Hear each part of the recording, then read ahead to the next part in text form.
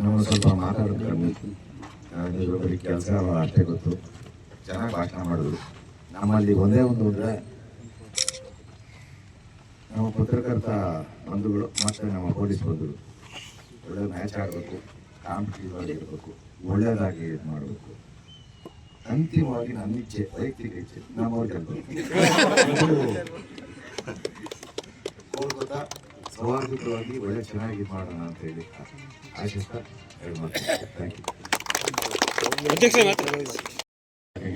ಜಿಲ್ಲಾ ಕಾರ್ಮಿಕ ಪತ್ರಕರ್ತ ಸಂಘದ ಪರವಾಗಿ ಧನ್ಯವಾದಗಳನ್ನು ಸಮರ್ಪಿಸುತ್ತೇನೆ.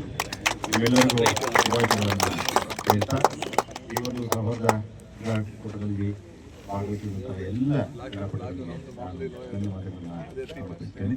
ಎಲ್ಲರಿಗೂ ಶುಭಾಶಯಗಳು.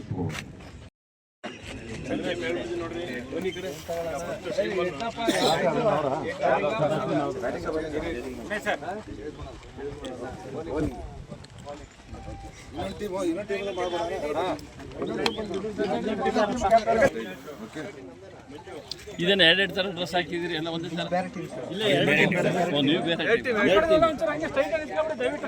ನಿಮ್ಮ ಟೀಮರ್ ಕಾಣ್ತಾರೆ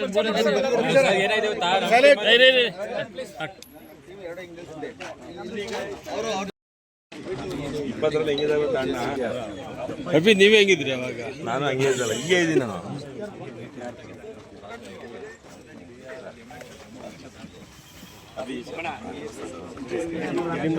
ನಾವು ಕ್ಯಾಪ್ಟನ್